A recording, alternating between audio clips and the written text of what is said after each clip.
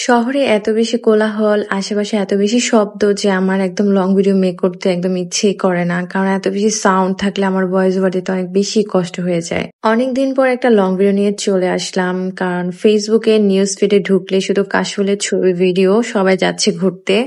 তো আমাদেরও ইচ্ছে করলো চলে যেতে। তো আমি অনেকদিন ধরে যাব করে যাওয়াই হচ্ছিল না। কারণ আমি বেশি সিক ছিলাম। তো যেদিনই প্ল্যানিং করলাম যাব সেদিন থেকেই আমি একদম অসুস্থ। তো ছোট ভাই অনেক বেশি জোর করে নিয়ে গেল। ও আগের দিন থেকে বলতেছে চলো। তো আমি বললাম যে না আমি যাবো না, তোরা নিজেরা যা ঘুরে আয়। তো বললো না তুমিও চলো।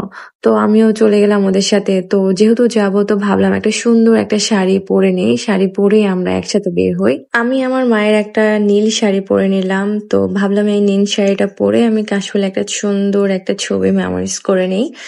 তো আমি নীল শাড়ি পরেছি আর সানজিদা সাদা শাড়ি পরেছে। সাদা শাড়িটা পরার কারণ হলো বেশিরভাগ মানুষ কাশফুলে যাচ্ছে সাদা শাড়ি পরে। তো সানজিদাকে সাদা শাড়ি পরার প্রত্যেকটা ছবি ভিডিও অনেক বেশি সুন্দর এসেছিল।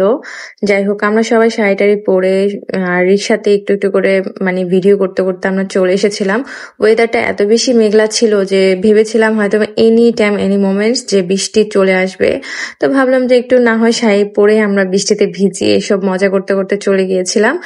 আর রাস্তা ভাঙা ছিল তাই আমাদের অনেক বেশি কষ্ট হয়েছে। আর আমরা তো নেমেই একদম রাস্তার মধ্যে আমরা ছবি তোলা শুরু করেছিলাম। স্টার্টিংটা এত বেশি সুন্দর ছিল যে না ছবি তুলেও পারলাম না। এটার ভিতরে অনেক বেশি সুন্দর, যদিও সব সৌন্দর্য আমরা ক্যামেরায় প্রকাশ করতে পারি না। আর এটার ভিতরে যারা যারা গিয়েছেন আর এই জায়গাটা যদি যারা যারা চিনে থাকেন অবশ্যই তারা কমেন্টস করে জানাবেন। তারপরে আমরা রাস্তার ছবি টবি তোলার পরে আমরা চলে গিয়েছিলাম কাশফুলের ভিতরে। তো কাশফুলের ভিতরে দেখি অনেক মানুষ, মোটামুটি যখন ফ্রাইডে কোনো বন্ধের দিন থাকে তো এখানে অনেক বেশি মানুষের সমাগম হয়। আর এটা দুই পাশে রাস্তাটা এত বেশি সুন্দর মানে আমি বলে বুঝাতে পারবো না। আর রাতের বেলা তো অসাধারণ লাগে এখানে, মানে কি বলবো। তারপর আমরা কাশফুলে গিয়ে অনেকগুলা ছবি তুলে নিয়েছি, ভিডিও মেক করেছি। আর আমরা অনেক বেশি এক্সাইটেড ছিলাম। যাই হোক আমরা অনেক ছবি ভিডিও ক্লিপ করে নেওয়ার পরে আমরা আবার বাহিরে চলে এসেছি। কারণ ভিতরে আসলে মানে ঘাসগুলা পায়ে লাগতেছিল, তো আমার মানে খুব বেশি আনইজি লাগতেছিল। তো আমরা ভিডিও টিডিও করে কিছু ছবি টবি তুলে আমরা চলে এসেছি বাহিরে। কারণ বাহিরের রাস্তা দুইটাই অনেক বেশি সুন্দর।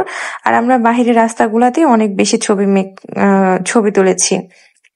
তারপরে যখন সন্ধ্যা হয়ে গেল, রাত হয়ে গেল, তখনও আমাদের ছবি একদমই ননস্টপ তোলাই হচ্ছিল। এর মধ্যে আমরা কিছু ফানি ভিডিও করে নিলাম, কিছু ছবি তুলে নিয়েছিলাম।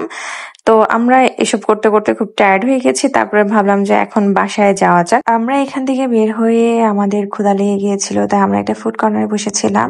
আর এই রেস্টুরেন্টটা নতুন না, মোটামুটি নতুনও না আবার বেশি পুরনোও না, ধরতে গেলে নতুনের মতোই। তো এখানের খাবারগুলো খুব বেশি ভালো। আর আমার বাইরের খাবার একদমই নিষেধ, তাই আমি একটু হালকা পাতলা খেয়েছিলাম। আর সবাই খেয়েছে যার যা পছন্দ মতো। তো যাই হোক আমরা বের হতে নিব তখনই আমাদের চোখে পড়লো নাচোস। তো আমরা 2 প্যাকেট নাচোস নিয়ে বাসা চলে আসব। তো নাচোস তৈরি হতে একটু সময় লাগছিল, তো এর মধ্যে সানজিদা একটু 1 কাপ চা খেয়েছে।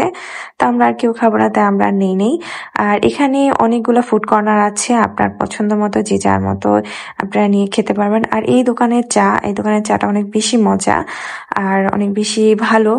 তো আমরা এই চায়ের কাপটা চুরি করে আনিনি, আমরা অন্য দোকানদার থেকে চেয়ে এনেছিলাম।